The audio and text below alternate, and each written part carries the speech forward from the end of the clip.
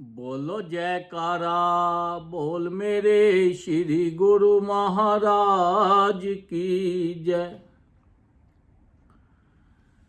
करो कृपा निज दास पे सतगुरु दया निधान। इक मन इक चित होय के करूं तुम्हारा ध्यान। सौभाग्यशाली प्रेमी गुरुमुखो,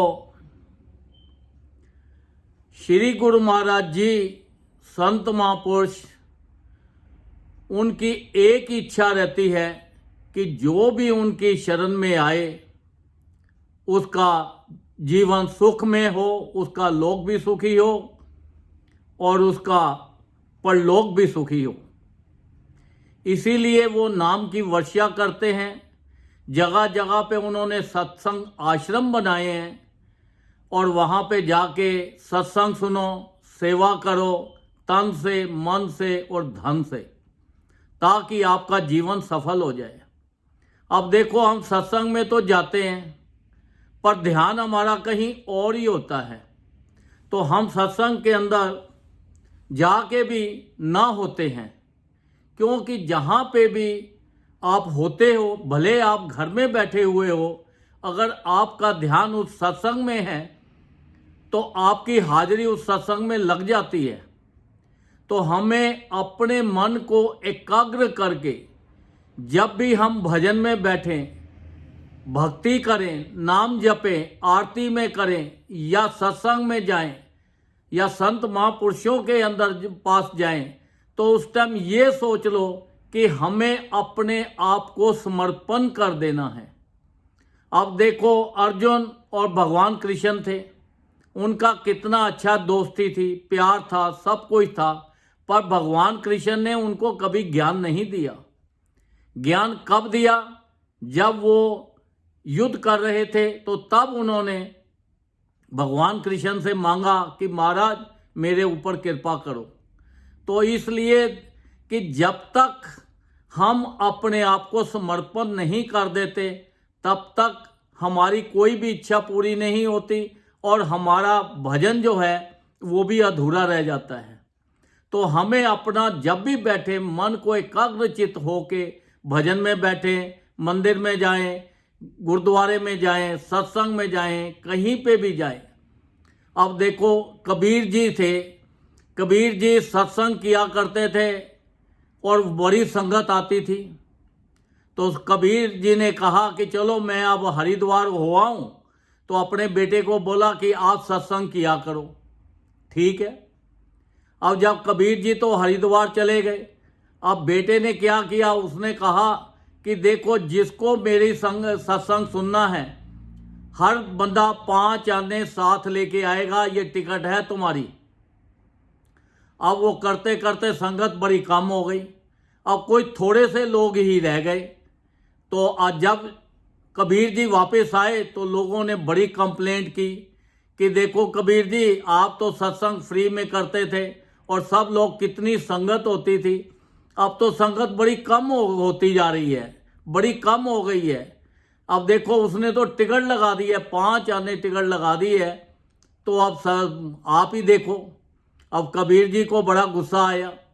जब गुस्सा आया, घर पे आए तो अपने बेटे को बहुत भला बुरा कहा कि देखो कि लोग जो होते हैं अपना वंश चलाते हैं, पर तूने तो मेरा वंश ही सारा खत्म कर दिया है। लोगों से 5 आने जो टिकट लेके सत्संग सुनाते हो। तब उसने बड़ी विनम्रता से अपने बाप से, फादर से, कबीर साहब जी से कहा, महाराज ऐसा देखो कि जो मैंने 5 आने दे के टिकट लगा के जो मेरी संगत आती है, भले कम रह गए हैं, तो आप इनको बुलाओ। जो आपके पास आते थे फ्री में सुनने वाले, उनको बुलाओ। अब जिन्होंने 5 आने दिए, अब इनको 8 दिन की कथा जो है सबसे सुनो। सब ने 8 दिन की कथा पूरी की पूरी सुना दी। अब जो फ्री में आते थे उनको तो 1 दिन की भी कथा नहीं आई। क्यों? कि उन्होंने पैसे दिए थे। जब हम सेवा करते हैं धन से, अपने तन से, तब हमारा ध्यान पूरा उस सत्संग में होता है और फिर हमें उस सत्संग का पूरा लाभ होता है।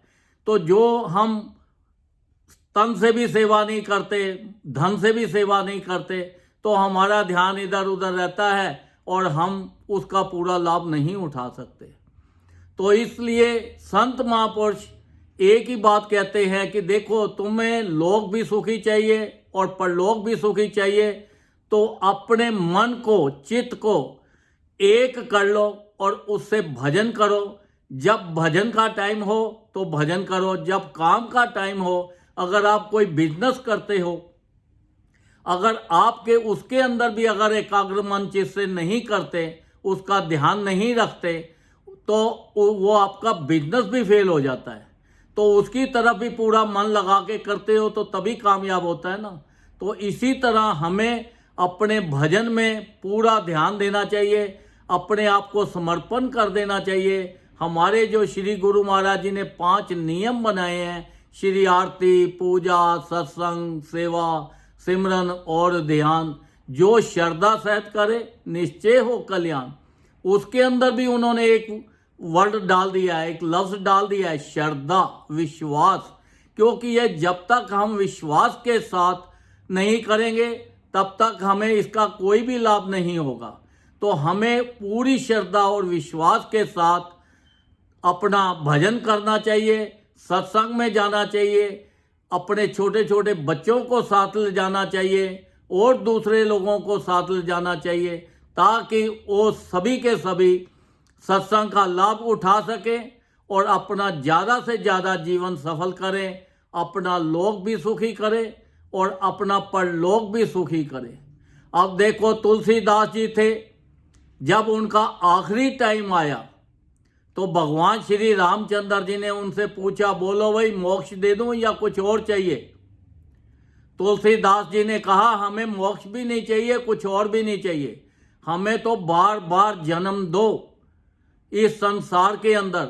हम ये जन्म लेके और तुम्हारी गाथा गाएं, तुम्हारे नाम का सिमरन करें, हम तुम्हारे सिमरन के अंदर ही हमारा जो है हमें लाभ है, हमें और संसार की या मोक्ष की या किसी चीज़ की कोई इच्छा नहीं है।